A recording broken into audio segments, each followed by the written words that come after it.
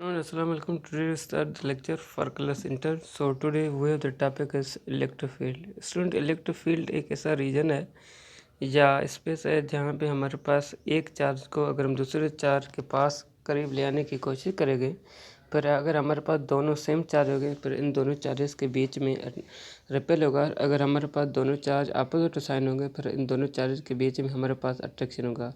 इसके कहने का मतलब है हमारे पास एक चार्ज है जिसका कोई रीजन होता है या स्पेस होता है। इसके रीजन और स्पेस में अगर कोई चार्ज दाखिल होने की कोशिश करेगा, अगर दूसरा चार्ज भी सेम नेचर वाला होगा, फिर दोनों चार्जेस के बीच में रिपेल होगा। अगर दोनों चार्जेस अपोजिट नेचर वाले होंगे, फिर दोनों चार्जेस के बीच में रिपेल होगा। और इस ऑब्जेक्ट को हम, इस प्रोसेस को हम नाम देते हैं इलेक्ट्रिक फील्ड। और ये जो हमारे पास इलेक्ट्रिक फील्ड है वो है vector quantity. So it can be defined as the modified region or space around the charge in which it can attract or repel the charge bodies is called electric field, and it is a vector quantity.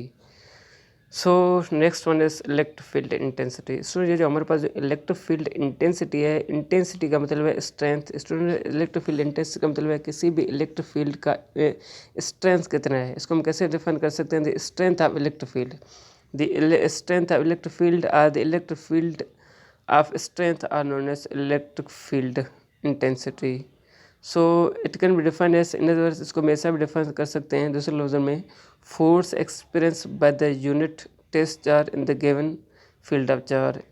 सुनो, जो हमारे पास force और charge के बीच में ratio है ना, इस ratio को हम नाम देते हैं इलेक्ट्रिक फील्ड इंटेंसिटी। जबकि हमारे पास जो इलेक्ट्रिक फील्ड इंटेंसिटी का सिंबल है वो ई और ये वेक्टर क्वांटिटी है। So it can be defined as force acting per unit test charge in the given electric field. Let student, हमने यहाँ पे ये कर लिया, लेट कर लिया। ये हमारे पास जो फोर्स एफ रिप्रेजेंट कर रहा है इलेक्ट्रिक फोर्स, जबकि हमारे पास जो टेस्ट चार्ज है इसको हमने सिंबल दिया था क्यू नॉट के, और ये पॉजिटिव टेस्ट चार्ज है। और स्टूडेंट, पॉजिटिव टेस्ट चार्ज का क्या मतलब है? स्टूडेंट, टेस्ट चार्ज का मतलब ये है कि वो चार्ज जिसका मैग्नीट्यूड बहुत स्मॉलेस्ट होना चाहिए, मीन्स नेग्लिजिबल होना चाहिए, जिसकी आने से किसी भी फील्ड में कोई भी फर्क नहीं पड़ेगा। So electric field intensity which is equal force per unit charge को मैथमेटिकली कैसे लिख सकते हैं? E which is equal to F upon Q naught. So student, हमारे पास ये जो इलेक्ट्रिक फील्ड इंडेक्स है ये वेक्टर क्वांटिटी है। इसका डायरेक्शन सेम होता है जहाँ पे फोर्स का डायरेक्शन होता है। इसका यूनिट क्या होगा? न्यूटन अपॉन कूलम होगा, या इसका यूनिट होगा वोल्ट अपॉन मीटर होगा। इसको हम ऐसा लिख सकते हैं वी अपॉन m-1।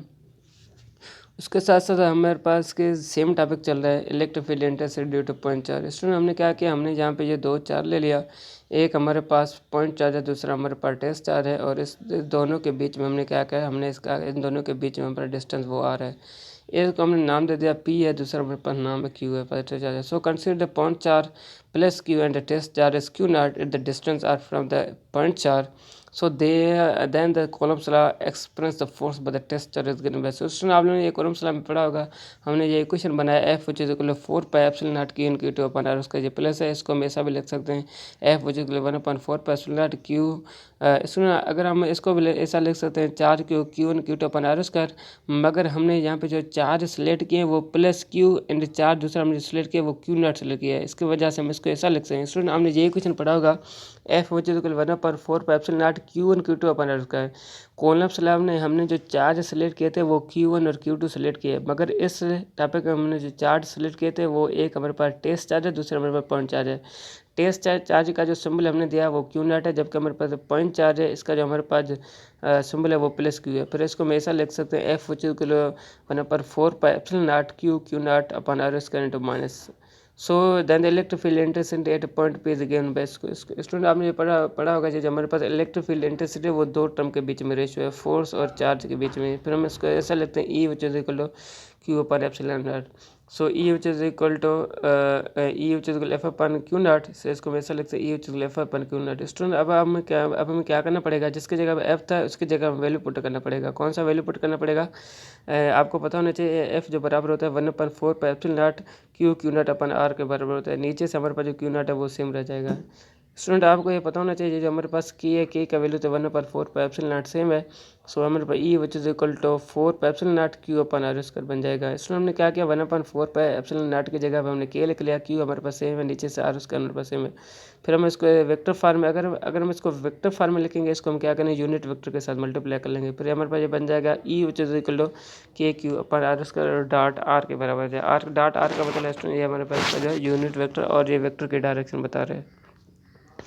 सो उसके लिहाज से हमें स्टूडेंट में ये करें, अगर हम इन दोनों चार्जेस के बीच में हम डाई इलेक्ट्रिक मीडियम रख लेंगे फिर क्या होगा। So they is if the dielectric medium is present between the two charges then how the equation will be formed. So E, which is equal to 1/4 pi epsilon naught relative permeability ER, which is equal to Q upon R square.